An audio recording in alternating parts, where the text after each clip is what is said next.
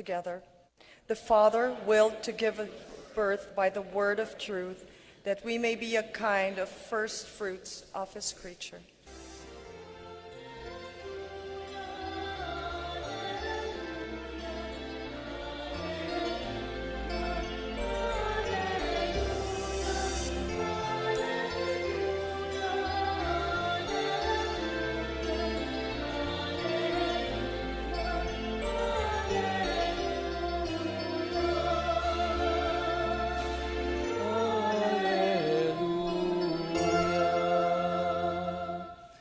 The Lord be with you.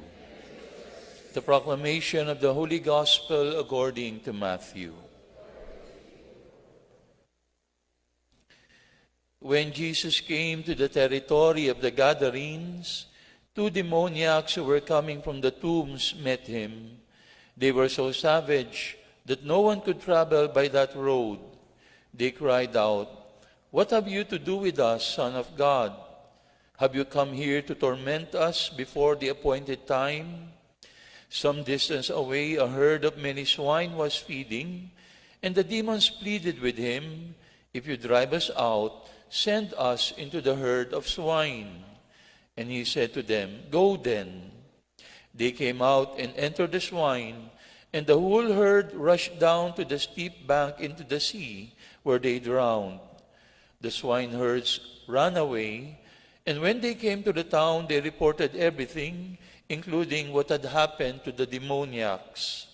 Thereupon the whole town came out to meet Jesus, and when they saw him, they begged him to leave their district.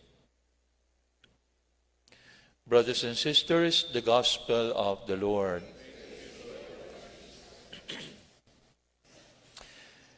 In our first reading today from the book of Genesis, we hear a story of the two children of Abraham, Isaac and Ishmael. Ishmael actually was born before Isaac, but Isaac was the legitimate son because Isaac is the son of Sarah, and Sarah is the legitimate wife of Abraham. But we know the story from way back that Sarah was barren and old, and for many years they had no children. And because that happened, when they were not able to have children, Sarah gave her slave Hagar to Abraham so that Abraham could have a son by her or a child by her. Because in their culture, a couple with no children is considered to be cursed by God. And so Sarah gave Hagar to Abraham so that they could have a child, and Ishmael was born out of that union. Okay? When we read this kind of stories in the Bible, it's good to remember a biblical principle. No? Not everything that we read in the Bible is endorsed by the Bible or taught by the Bible. Kasi baka isipin natin, tingnan mo si Abraham, meron naman pala siyang mistress eh. Si Abraham nga meron, ako pa kaya. No? O tingnan mo si Abraham, nagkaanak doon sa kanyang katulong. No?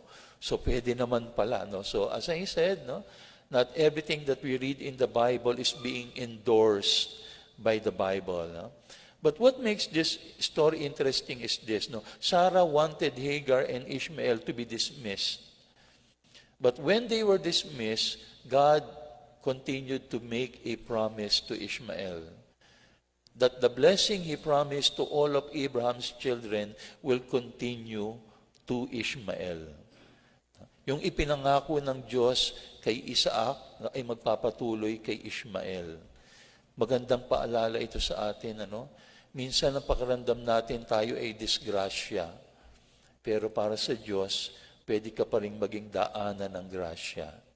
Sometimes we feel that we are a mistake, but God is in the business of, as they say, writing straight even with crooked lines. Ang mahalaga lang naman dito is that we do not become a slave of our mistakes of the past. What is important is that we offer our present moment to the Lord, to His mercy, and when we do that, our future will be guided by God's providence. Ganun ang ginawa ni Hagar and Ishmael. No?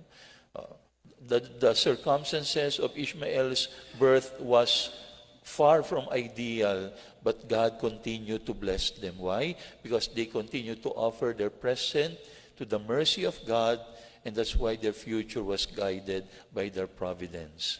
Brothers and sisters, yan ang mensahe ng pagbasa sa atin ngayon. Ano?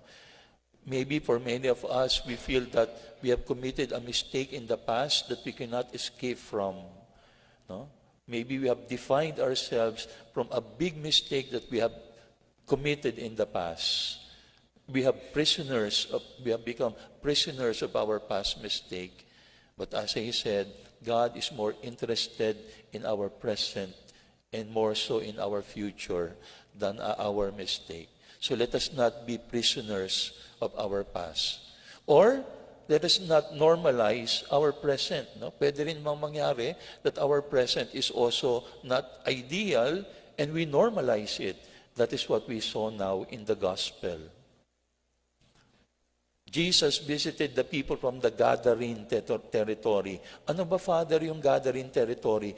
These are people with no faith. Kaya nga sabi nila doon, halos lahat ng mga tao doon ay inaalihan ng masamang espiritu. But when Jesus expelled 2 demons, what did the rest of the people there say? Don't visit us. They have become so accustomed to their present condition. They were afraid that if they welcome Jesus in their midst, Jesus will disturb their present condition. Okay na kami sa gantong sitwasyon, wag mo na kaming guluhin. Sometimes that can also happen to us. We have normalized our present condition. We don't want God to challenge us anymore to a better kind of life. But the readings are telling us it's good to leave the past behind, to consecrate our present to God's mercy, and then our future will be guided and our journey will be guided by God's providence. So in this Holy Mass, let that be the grace that we will ask from the Lord. Let us allow God to be the God and Lord of our past, our present, and more so our future.